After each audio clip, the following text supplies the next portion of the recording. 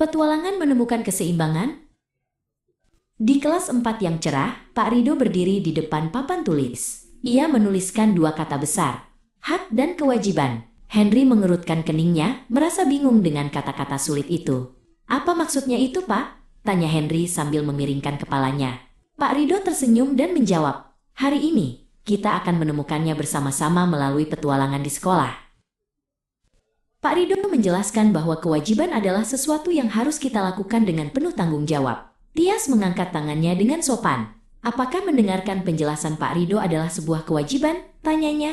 Pak Rido mengangguk bangga. Betul sekali, Tias. Itu adalah bagian dari kewajibanmu sebagai siswa untuk belajar dengan sungguh-sungguh. Henry yang tadinya ingin bermain pesawat kertas, segera menyimpannya ke dalam tas. Lia yang duduk di sebelahnya tersenyum dan memberi jempol. Kalau kita melakukan kewajiban belajar, kita akan mendapatkan hak kita, bisik Lia. Henry mulai mengerti bahwa untuk mendapatkan sesuatu yang menyenangkan, ada tugas yang harus diselesaikan dulu. Bel istirahat berbunyi nyaring. Lia dan Christy pergi menuju perpustakaan sekolah yang tenang. Di sana, mereka melihat rak-rak buku yang tersusun rapi. Kita punya hak untuk membaca semua buku di sini, kata Lia dengan mata berbinar. Christy mengangguk senang sambil mengambil sebuah buku ensiklopedia besar tentang luar angkasa. Namun, Christy teringat sesuatu. Ia membawa buku itu ke meja peminjaman dengan hati-hati. Karena aku punya hak untuk meminjam buku, aku juga punya kewajiban untuk menjaganya agar tidak rusak, ucap Christy kepada Tias yang sedang bertugas membantu di perpustakaan. Tias memberikan stempel pada kartu perpustakaan Christy dengan semangat. Di koridor, Pak Rido bertemu dengan Christy yang sedang berjalan kembali dari perpustakaan. Bagus Christy, menjaga fasilitas sekolah adalah kewajiban yang membantu semua orang mendapatkan hak yang sama untuk memakai barang yang bagus, puji Pak Rido. Christy merasa bangga karena telah menjadi warga sekolah yang bertanggung jawab. Waktu makan siang tiba. Henry dan Tias berada di kantin. Setelah selesai makan, Henry hendak meninggalkan nampannya di meja begitu saja. Tias menepuk bahu Henry pelan.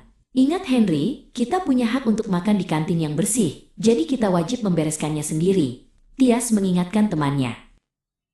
Christy dan Lia bergabung dengan mereka di area tempat sampah. Christy membuang bungkus makanannya ke tempat sampah sesuai jenisnya. Lihat, lingkungan yang bersih adalah hak kita semua. Jadi, membuang sampah pada tempatnya adalah kewajiban kita. Jelas Lia sambil menaruh botol plastiknya ke kotak daur ulang. Sore hari, Tias dan Pak Rido berdiri di taman sekolah. Pak Rido sedang menyiram tanaman hias yang cantik. Pak, apakah tanaman ini juga punya hak? Tanya Tias. Pak Rido tertawa kecil. Tanaman memberi kita udara segar. Itu hak kita. Kewajiban kita adalah merawat mereka agar tetap hidup dan indah. Henry dan Christy berlari kecil di jalur lari sekolah. Mereka merasa segar karena udara di sekolah sangat bersih dan banyak pepohonan. Aku senang sekolah kita asri, ujar Henry. Christy setuju. Ini karena semua siswa melakukan kewajiban menjaga taman, jadi kita bisa menikmati hak bermain di sini. Bel pulang sekolah berbunyi. Sebelum pulang, Lia dan Henry bekerja sama merapikan kursi dan mematikan lampu kelas. Pak Rido melihat dari pintu kelas. Kalian anak-anak hebat. Menghemat energi adalah kewajiban kita terhadap bumi, kata Pak Rido sambil memberikan jempol kepada mereka berdua. Di gerbang sekolah, Pak Rido mengucapkan selamat tinggal pada Lia. Ingat ya, hak dan kewajiban itu seperti dua sisi mata uang. Mereka harus berjalan bersama agar hidup kita harmonis, pesan Pak Rido. Lia melambaikan tangan, merasa siap untuk menerapkan ilmu barunya di rumah.